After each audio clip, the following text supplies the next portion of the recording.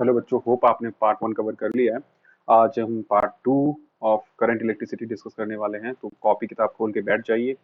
आपको 20-25 मिनट लगेंगे। थोड़ा सा जो कॉन्सेप्ट है इलेक्ट्रोमोटिव फोर्स का वो हम लोग पढ़ने वाले हैं। तो इलेक्ट्रोमोटिव फोर्स, ईएमएफ का फुल फॉर्म, ठीक है। तो इसको पढ़ने से पहले थोड़ा सा हम समझेंगे इस कॉन्सेप्ट को कि how to maintain the steady current in an electric circuit. तो उस चीज का एक्सप्लेनेशन थोड़ा सा मैं आपको बताना चाहूंगा एनालॉजी से। And that analogy is between the flow of electric current in the circuit and the flow of water in a pipe. तो पाइप में वाटर जिस तरीके से फ्लो कर रहा है उसी तरीके सर्किट में इलेक्ट्रिक करंट फ्लो कर रहा है। तो दोनों की एनालॉजी को हम लोग थोड़ा सा समझेंगे and then we will come to the part electromotive force. यहाँ पर एक मैंने डायग्राम बनाया हुआ है बच्चों, देखो यहाँ पर एक ओवरहेड टैंक है जिसमें पानी भरा हुआ है और एच हाइट नीचे आने पर देखो यहाँ पे ये एच हाइट है। तो एक पाइप है ए बी, ए पॉइंट इधर है, बी पॉइंट ये, तो A B is a pipe. तो इसके अंदर वाटर फ्लो करेगा। अच्छा, पानी काफी ओवरहेड टैंक में है तो पोटेंशियल एनर्जी की वजह से, है ना, तो वाटर नीचे की तरफ फ्लो कर रहा है। तो फ्लो करते वक्त ए से बी हमारा वाटर जा रहा है। तो steady water current will be there and the pressure at point A is more than the pressure at point B। तो अभी पानी नीचे वाले जो लोअर टैंक है उसमें आ रहा है पानी। तो एक बात बताइए, ये जो स्टेडी करंट है वाटर का between these two points A and be in the pipe, तो ये कब तक मेंटेन रहेगा? जब तक आप इस जो हाइट है एच तक पानी मेंटेन करके रखेंगे, है ना। वो जो पोटेंशियल ग्रेडियंट है, gravitational potential gravitational potential gradient, वो आप जब तक मेंटेन करके रखेंगे तब तक उसमें स्टेडी करंट फ्लो करेगा। और अब बात आती है कि उस चीज को मेंटेन कैसे किया जाए। तो जब पानी तो नीचे आ जाएगा लोअर टैंक में, तो लोअर टैंक से क्या करना है आपको, पानी उठा के फिर से ओवरहेड टैंक में, this is your overhead tank, ठीक है, ओवरहेड टैंक वही टंकी वगैरह। तो क्या करते हैं कि लोअर टैंक से पानी पंप के थ्रू ऊपर लेके गए, ठीक है, और ओवरहेड टैंक में डाल दिया। तो ये क्या होगा कि आप एक्सटर्नल एनर्जी सप्लाई कर रहे हो पंप के थ्रू, फिर पानी नीचे वाले टैंक से ऊपर वाले टैंक में डाल रहे हो और जिसकी वजह से ए से बी पाइप के बीच में स्टेडी करंट फ्लो करेगा। अब बिल्कुल यही एनालॉजी हम लोग यूज करेंगे इलेक्ट्रिक सर्किट में। तो ये एक सेल लगाया गया है जिसमें टर्मिनल्स होंगे, एक पॉजिटिव टर्मिनल एक निगेटिव टर्मिनल। ए जो टर्मिनल है वो पॉजिटिव है, बी जो टर्मिनल है वो निगेटिव है। तो हमारा current from higher potential to lower potential, plus से माइनस की तरफ फ्लो कर रहा है। ये हम लोग फर्स्ट पार्ट में पढ़ चुके हैं। तो बच्चों ये बेसिकली क्या है, चार्ज फ्लो कर रहा है। तो ये चार्ज का फ्लो कब तक होता रहेगा? जब तक यहां पर जो टर्मिनल्स के बीच में, आप वही है ना, रिकवरी करवा रहे हो आप, प्लस पॉजिटिव टर्मिनल से चार्ज फ्लो करते हुए इधर नेगेटिव टर्मिनल तक आ रहा है। So what you have to do, you have to refill the charges from lower potential to the higher potential, ठीक है। and that is done by the charge pump which is a source of EMF। और ये charge pump क्या हो सकता है? एक cell हो सकता है और इलेक्ट्रिक जनरेटर हो सकता है, जो कि क्या कर रहा है, इस सर्किट में ए से बी में जो करंट फ्लो करवा रहे हो आप, उसको स्टेडी करंट मेंटेन करने के लिए आपको चार्ज पंप चाहिए होगा। चलिए, तो यहां पर एनालॉजी समझे बच्चे आप लोग कि पंप जो है वो इलेक्ट्रिक सर्किट में सेल की तरह ट्रीट करा किया जा रहा है और जो वाटर इधर फ्लो कर रहा है वो यहाँ पर क्या है, चार्ज है। अब जरा थोड़ा डीप में जाते हैं, सेल के अंदर क्या हो रहा है।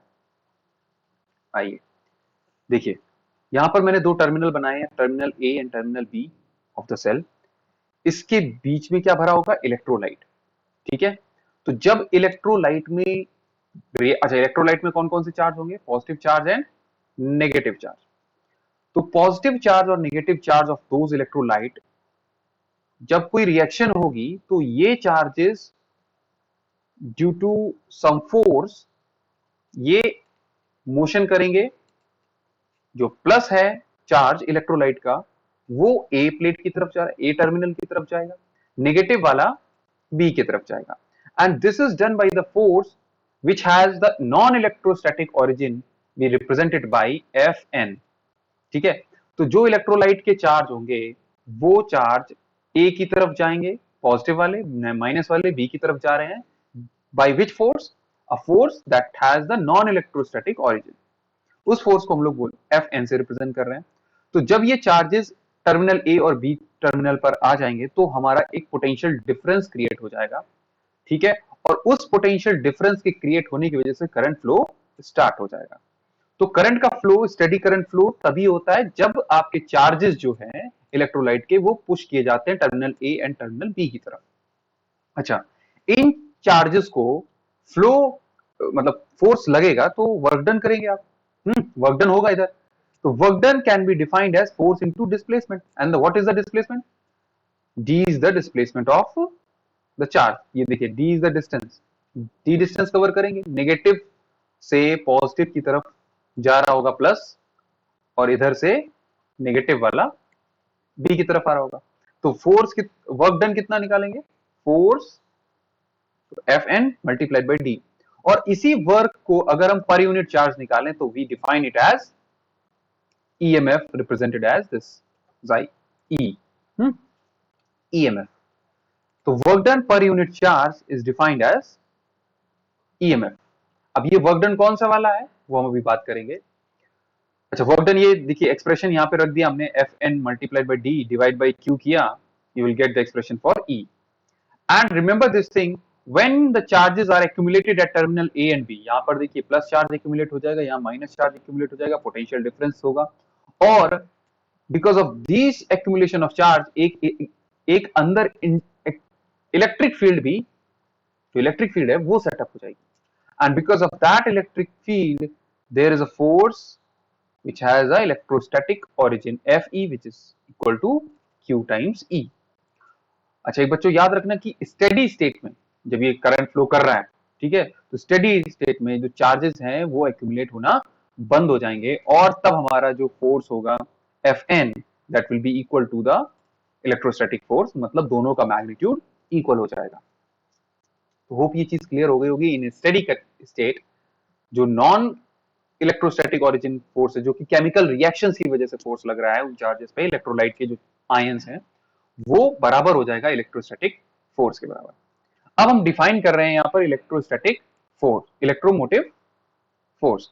What is electromotive force? Electromotive force, और वी कैन से ईएमएफ, ठीक है। EMF of the source is defined as the work done by the source in taking a unit positive charge from lower to higher potential। यहां पर देखिए दो terminal थे हमारे, तो यहां से टर्मिनल बी से which is at the lower potential negative है, तो यहां से यहां तक यूनिट पॉजिटिव चार्ज को ले जाने में, यूनिट पॉजिटिव चार्ज को ले जाने में प्लस चार्ज लेके आए हो, तो जितना वर्क करना पड़ेगा पर यूनिट चार्ज वही डिफाइन होता है, ऐसे डिफाइन किया जाता है ईएमएफ। तो EMF is what? W over Q, that work done divided by Q. Q is the charge which is taken from lower potential to the higher potential. See, this lower potential to higher potential. Now, what is the unit of EMF? This is volt. अब ये volt हम कैसे कह रहे हैं, थोड़ा सा इस चीज को समझते हैं। अगर सपोज कीजिए आपके पास एक सेल है, सेल के दो टर्मिनल है, एक पॉजिटिव टर्मिनल एक नेगेटिव टर्मिनल है, and it is not connected to any external load resistance, ये मतलब ओपन सर्किट है, ठीक है, कोई टर्मिनल किसी हमने सेल लोड रेजिस्टेंस में नहीं लगाया हुआ। तो इन स्टेडी स्टेट कंडीशन जो नॉन इलेक्ट्रोस्टैटिक ऑरिजिन फोर्स है, जो कि केमिकल रिएक्शन की वजह से फोर्स लग रहा है, that will be equal to the electrostatic force, and we can write it as Q times E। अगर इस पूरी इक्वेशन में, इस इक्वेशन में हम D का मल्टीप्लाई करा दे, तो Fn multiply by D is equal to Fe multiply by D, and QE तो पहले से था और D से मल्टीप्लाई करा दिया। Now electric field multiplied by the distance can be represented as volt, तो हम कह सकते हैं Q टाइम्स V हो जाएगा ये एक्सप्रेशन, ठीक है। अच्छा बच्चों, अब अगर Q टाइम्स V हो गया है, तो अगर हम इलेक्ट्रोमोटिव फोर्स कैलकुलेट करना चाहते हैं तो हम क्या करते हैं? Force multiplied by distance, work done हो गया, work done divide by charge. और ये एक्सप्रेशन जो है देखो यहां पर क्या आया है, Q टाइम्स V, और Q से Q काट दिया तो हमारे पास एक्सप्रेशन आ गया V।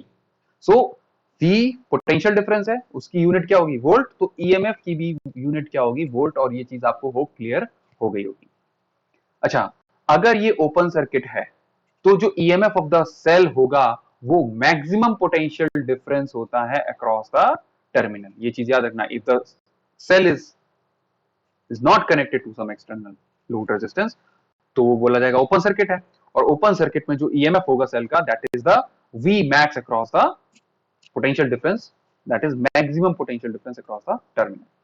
होप यहां पर आपको ईएमएफ क्लियर हो गया होगा कि EMF is defined as work in bringing the positive charge from lower potential to higher potential of the cell, terminal of the cell.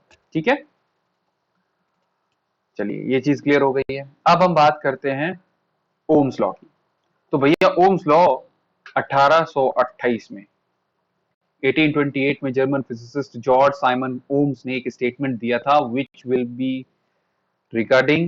which was regarding I and V, current और potential difference का statement था. क्या statement था? Statement बहुत important है, as it is आपको समझना है कि current flowing through the conductor is directly proportional to the potential difference. जो करंट फ्लो कर रहा है हमारा कंडक्टर में, that is directly proportional to the potential difference applied across its end, provided, ये बहुत ही इंपॉर्टेंट लाइन लिखी हुई है, provided the temperature and the other physical conditions remain unchanged. Condition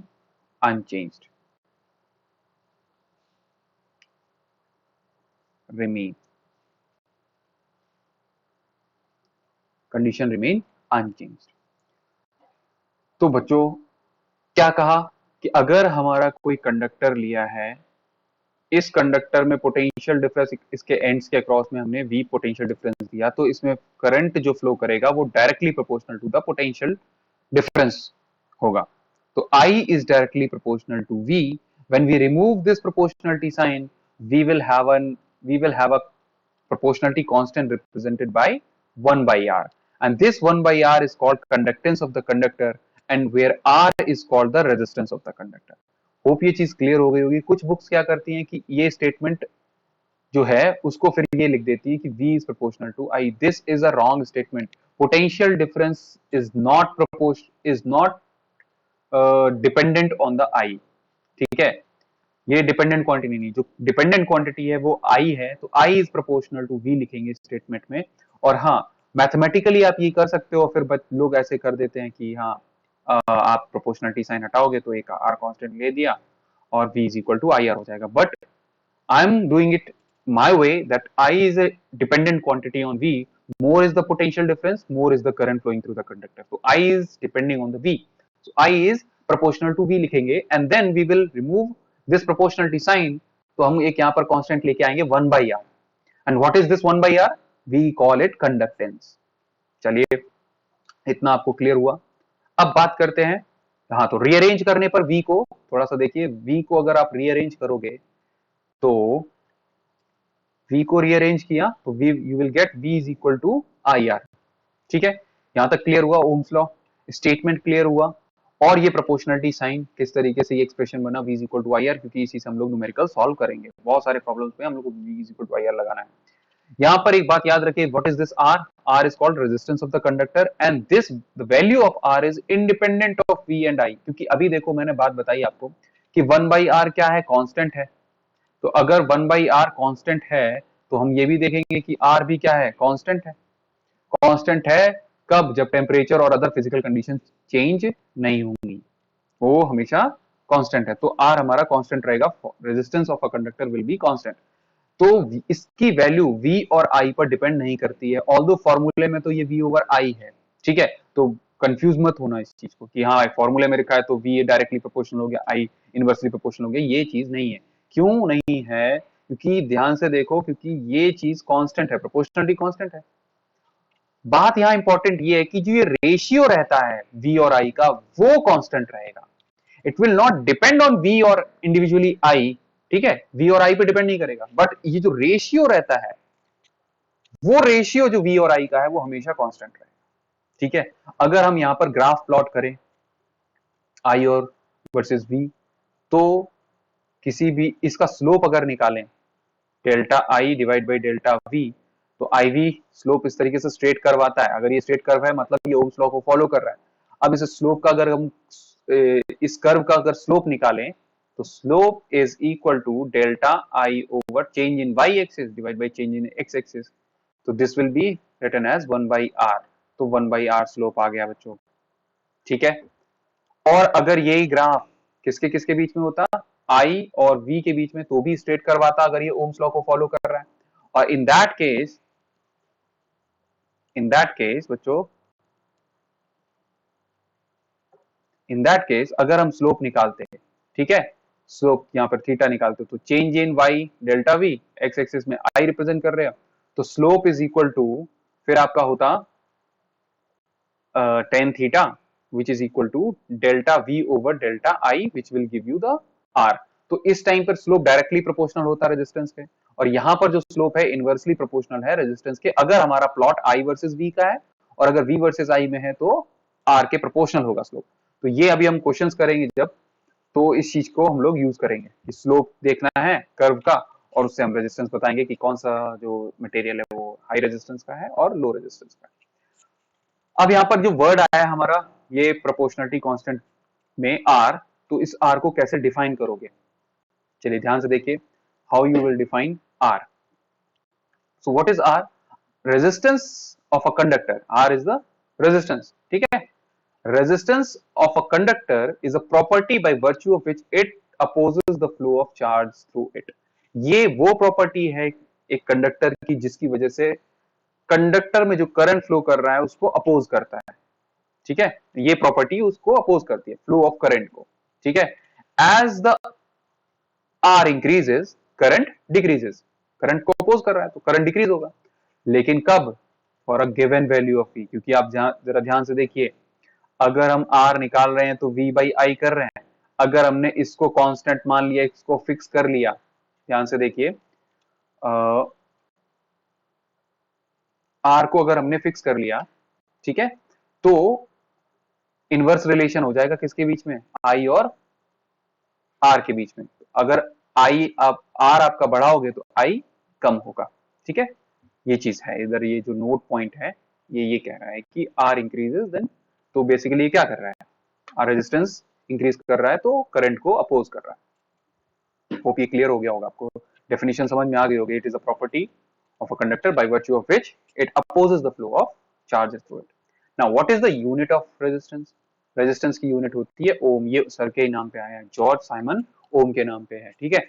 अब पूछेगा आपसे 1 ओम क्या होता है, कोई भी होगा तो पूछ लेगा, ठीक है। 1 ohm क्या होता है, कैन यू डिफाइन 1 ohm? तो 1 ohm is the resistance of a conductor if a current of 1 ampere flows through it on applying the potential difference of 1 volt। इसको मतलब इसका मतलब समझिए कि अगर कोई कंडक्टर है आपके पास, यहां पर देखिए मैंने ड्रॉ कर रखा है कि यहाँ पर एक कंडक्टर लिया आपने, पोटेंशियल डिफरेंस दिया है, प्लस और माइनस टर्मिनल्स जोड़े होंगे बैटरी के, तो पोटेंशियल डिफरेंस V अगर 1 वोल्ट दिया और करंट कितना फ्लो करना स्टार्ट हो जाए इसमें, पॉजिटिव टू नेगेटिव 1 एम्पियर, तो बच्चों इसका कंडक्टर का रेजिस्टेंस क्या होगा, 1 ओम। तो वैसे ही फॉर्मूले में आपको मालूम है V ओवर I है, तो अगर ये 1 वोल्ट दिया है, ये 1 एम्पियर है, तो करंट जो आपका रेजिस्टेंस होगा वो 1 बाई 1 ओम आ जाएगा, ठीक है। Now what is resistor? Any material that has resistance is called resistor। कोई भी मटेरियल जिसके अंदर ये प्रॉपर्टी होती है रेजिस्टेंस की, करंट को अपोज करने की, वो बोला जाता है रेजिस्टर। यहाँ पर मैंने कुछ रेजिस्टेंस के रिप्रेजेंटेशन दिए हुए हैं। अगर ये ऐसा है ना, जिगजैग पाथ में ऐसे इस तरीके से किया है, तो ये वही है ना कि स्ट्रेट है तो कोई अपोज नहीं कर रहा है, अगर जिगजैग है तो उसमें क्या होगा, फ्लो को अपोज किया गया है। तो it is just a representation, so this is for the fixed resistor, this representation is for fixed resistor। Next is variable resistor and the next is potential divider, ठीक है बच्चों, ये रिप्रेजेंटेशन याद रखना। अब यहाँ पर कुछ मीटर को मैंने रिप्रेजेंट किया, ये एमीटर है, ये वोल्ट मीटर है। अच्छा, एमीटर हमेशा कैसा लगता है, सीरीज में लगता है, ये कैसा लगता है, पैरेलल में लगता है, ये चीज याद रखना। अगर सीरीज की बात कर रहे हैं, जैसे ये बैटरी है, ये सेल लगाया और ये रेजिस्टर है, एंड यहाँ पर हमने एमीटर को ऐड कर दिया, प्लस माइनस रेजिस्टेंस एमीटर। सो ये देखिए सीरीज में लगाया जाता है। और अगर आपको वोल्ट मीटर लगाना है तो ये सेल हो गया, ये कोई रेजिस्टर लगा दिया हमने, तो इसमें voltmeter something like that which is parallel to this resistor, ठीक है, प्लस माइनस। तो ये है पैरेलल में लगता है। Galvanometer is a device which is used, it is a meter which is used to detect the current, current flow कर रहा है सर्किट में या नहीं कर रहा है। तो आपको होप ये मीटर का भी क्लियर हो गया। Now what we will discuss the topic factors affecting the resistance. कौन से फैक्टर्स हैं जो रेजिस्टेंस को अफेक्ट करते हैं। The very first one is length of the conductor. अगर लेंथ ज्यादा होगी तो रेजिस्टेंस ज्यादा होगा, अगर लेंथ कम होगी तो रेजिस्टेंस कम होगा, डायरेक्टली प्रोपोर्शनल है। Second part is it depends on the area of cross section. जो कंडक्टर है उसका ये जो एरिया है ना, ये क्रॉस सेक्शन एरिया, इस पर डिपेंड करता है इनवर्सली प्रोपोर्शनल। अगर ये एरिया बड़ा होगा तो रेजिस्टेंस कम होगा, ठीक है, अगर ये क्रॉस सेक्शन एरिया कम है तो रेजिस्टेंस ज्यादा होगा, इनवर्स रिलेशन होता है। और third thing is nature of the material, कि किस तरीके का मटेरियल है। जैसे कि यहाँ पे निक्रोम वायर है तो उसका जो रेजिस्टेंस होता है वो 60 टाइम्स मोर होता है, 60 टाइम्स मोर होता है कॉपर के रेजिस्टेंस से। अब बच्चों यहाँ पर देखो ध्यान से, यहाँ पर दो रिलेशन मैंने जो यहाँ पे लिखे हुए हैं, R is proportional to L and R is inversely proportional to A। अगर इन दोनों को कंबाइन करें तो then we will write it as R is proportional to L by A। Proportionality sign को रिमूव करोगे तो we will bring a proportionality constant which is called rho. इसको हम लोग रो से रिप्रेजेंट करते हैं, ठीक है ना, प्रोनाउंसिएशन रो, ठीक है, रो, RHO। तो दिस इज कॉल्ड रेजिस्टिविटी, और इसको हम लोग बोलते हैं स्पेसिफिक रेजिस्टेंस। अब बच्चों एक बात ध्यान रखना कि मैंने यहाँ पर लिखा है रेजिस्टिविटी और स्पेसिफिक रेजिस्टेंस। स्पेसिफिक रेजिस्टेंस इसको मतलब, देखिए रेजिस्टिविटी टर्म हुआ और दूसरा टर्म क्या है, स्पेसिफिक रेजिस्टेंस। मतलब ये स्पेसिफिक कंडीशंस पे रेजिस्टेंस के बराबर होता है। अब समझ में आ रही बात। इस चीज को मैं एक्सप्लेन करूंगा कि why we call it specific resistance. अभी इसी चीज से हम लोग रेजिस्टिविटी को भी डिफाइन करेंगे। जो स्पेसिफिक रेजिस्टेंस है, क्यों बोलते हैं रेजिस्टिविटी को, ये हम नीचे वाले सेक्शन में करेंगे, ठीक है, सब्र करो, ठीक है। नेक्स्ट, रेजिस्टिविटी को डिपेंडेंसी देख लीजिए बच्चों कि it depends on the temperature of the conductor, also on the nature of the material, उस पर डिपेंड करता है। ये शेप और साइज पर डिपेंड नहीं करता है, it is independent of shape and size of the conductor, ठीक है। जैसे ये रेजिस्टेंस तो डिपेंड करता है लेंथ और क्रॉस सेक्शन एरिया पर, resistivity does not depend on the size and shape of the conductor. Now we will define, बच्चा लोग, now we will define definition of resistivity। तो एक बात बताओ बच्चों, अभी हम लोग पढ़ के आए हैं कि रेजिस्टेंस का एक्सप्रेशन ये है, R is equal to rho L by A, ठीक है। अगर हम इससे रो निकालना चाहें तो देखो एक्सप्रेशन क्या बन जाएगा, A का मल्टीप्लाई R के साथ हो जाएगा तो R into A divide by L। अब बच्चों जरा ध्यान से सुनो, अगर मैं एरिया ऑफ क्रॉस सेक्शन, ये कंडक्टर को मैंने यहाँ पे बनाया, अगर मैं उसका एरिया 1 मीटर स्क्वायर ले लूं और लेंथ 1 मीटर ले लूं, तो यहाँ 1 और 1 रखोगे, यहाँ पे भी 1 रखा, यहाँ पे भी 1 रखा, रेशियो ये 1 ही आएगा, तो resistivity is equal to resistance हो गया। तो इसका मतलब resistivity is a specific resistance under conditions. क्या है कि अगर area of cross section unit square, unit 1 unit square हो जाए, है ना, यूनिट स्क्वायर, और जो लेंथ हो जाए वो भी यूनिट हो जाए, ठीक है, 1 मीटर और 1 सेंटीमीटर अगर ले, सेंटीमीटर यूनिट जो भी ले रहे हो, तो area of cross section 1 metre square, length भी 1 मीटर हो गई, तो resistivity is equal to resistance हो जाएगी। क्लियर है। तो अब इसी के लिए आपको फर्स्ट तरीके से कैसे डिफाइन करोगे, अगर रेजिस्टिविटी को डिफाइन करना है, ये फर्स्ट मैथ एक तरीका है क्या, कि रेजिस्टिविटी और specific resistance is defined as the resistance of a conductor of that material having unit length होना चाहिए and unit cross section area. Unit मतलब वही है, 1 मीटर हो, 1 मीटर स्क्वायर, और 1 लेंथ हो 1 मीटर 1 सेंटीमीटर, और cross section area 1 metre square और 1 सेंटीमीटर स्क्वायर, यूनिट लेना है आपको। Second thing, you can also define it as it is the resistance offered by a unit cube of material of the conductor। अगर कोई cube consider किया जिसकी जो dimensions हैं, लेंथ ब्रेथ और हाइट सब 1 है, तो देखिए अगर लेंथ हो, देखिए ए है तो वो भी 1 हो जाएगी, क्रॉस सेक्शन एरिया, ये अगर क्रॉस सेक्शन एरिया आप कंसीडर कर रहे हो तो वो भी 1 यूनिट स्क्वायर हो जाएगी। तो इसका मतलब है कि जो एरिया भी 1 हो गया, लेंथ भी 1 हो गया, तो इस वाले फॉर्मूले में रखेंगे तो क्या होगा, ये भी 1 ये भी 1, तो rho is equal to R, ठीक है। ऐसे भी डिफाइन कर सकते हो, it is defined as a resistance offered by a unit cube of material of the of a conductor. Now what are the SI unit of rho resistivity की क्या unit होगी? तो रेजिस्टिविटी का formula R into A divide by L है। R की unit क्या है? ओम। ए की क्या है? Metre square. और लेंथ की क्या है? मीटर। तो ये एक पावर कट जाएगी तो आपके पास आंसर क्या आ जाएगा? ओम metre.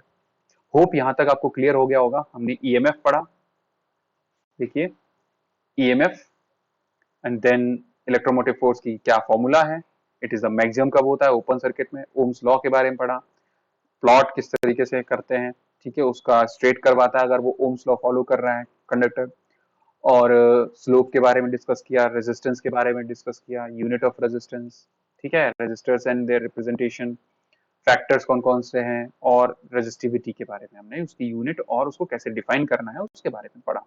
Hope this is very clear to you. Please like and subscribe और अपने दोस्तों को भेजो, उनको भी थोड़ा हेल्प करो, मेरी भी हेल्प करो, ठीक है। Okay, bye bye, have a nice day.